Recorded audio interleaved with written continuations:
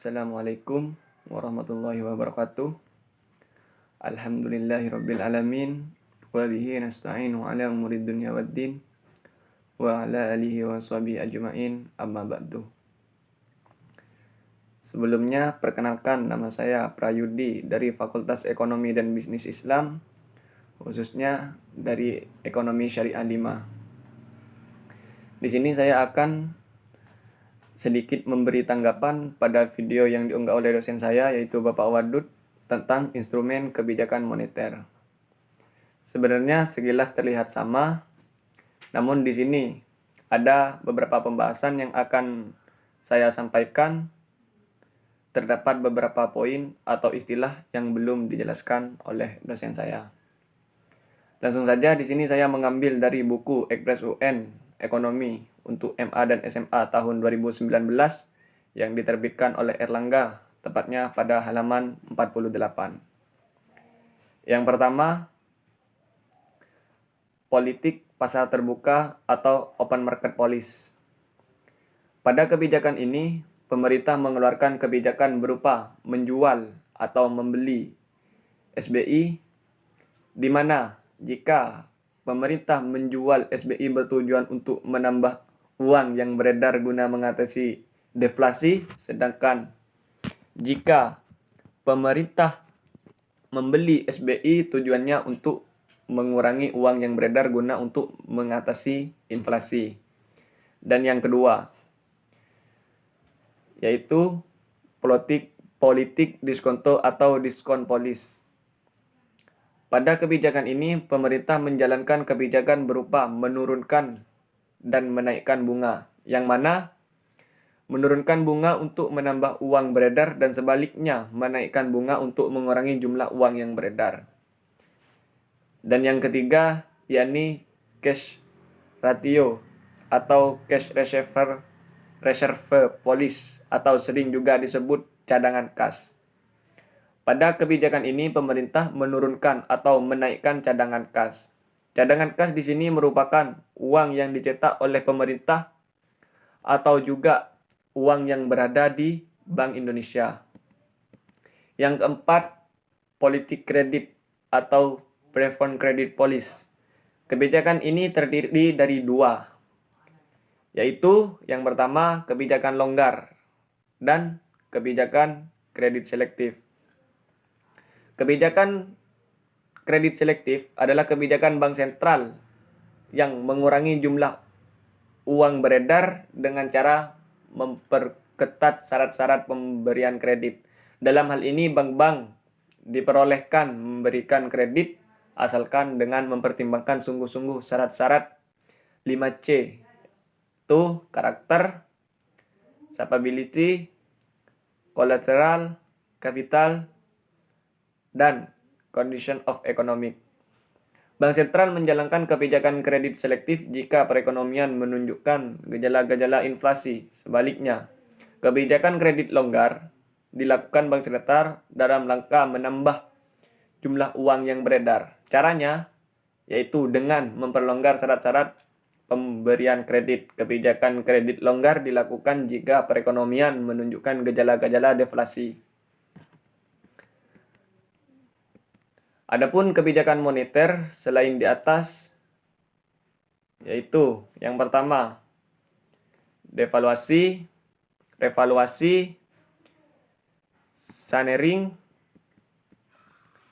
himbauan moral, mencetak uang baru, dan yang keenam menarik dan memusnahkan uang yang lama. Yang pertama yakni di sini ada devaluasi. Apa itu devaluasi? Yaitu kebijakan bank sentral untuk menurunkan nilai mata uang dalam negeri terhadap mata uang asing.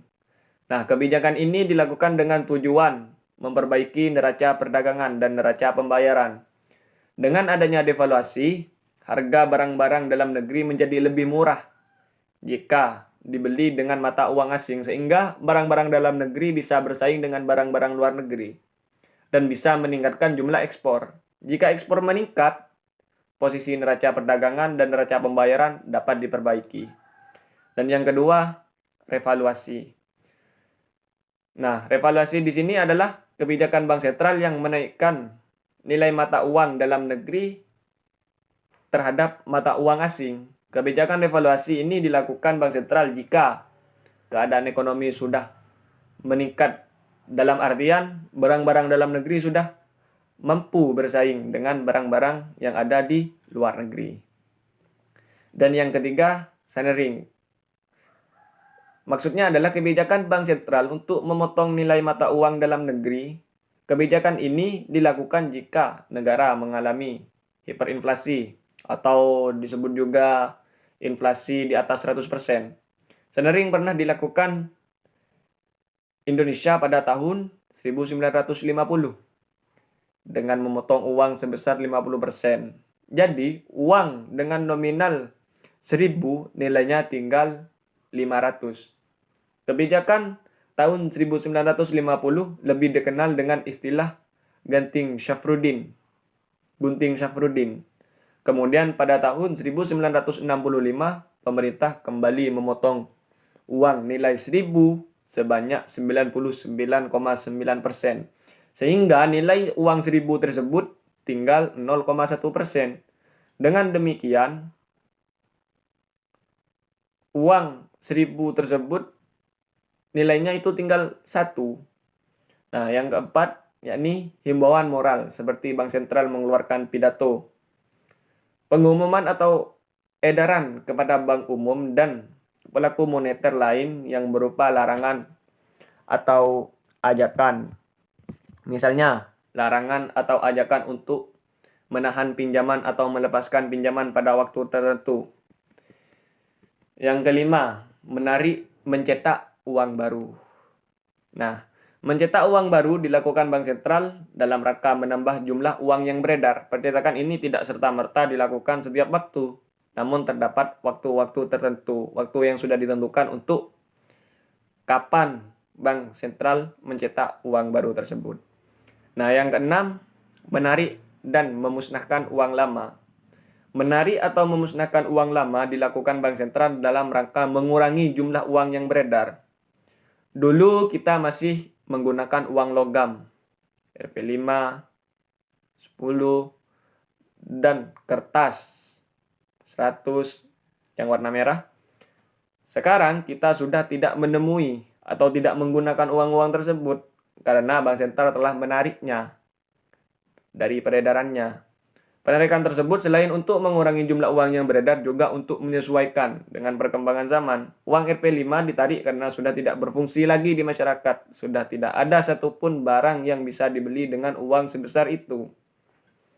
Nah, mungkin cukup ini yang dapat saya tambahkan atau yang dapat saya tanggapi. Kurang lebihnya mohon maaf apabila ada salah dari kata baik maupun penjelasan. Cukup ini saja. Sekian dari saya. Ihdinas syiratal mustaqim. Assalamualaikum warahmatullahi wabarakatuh.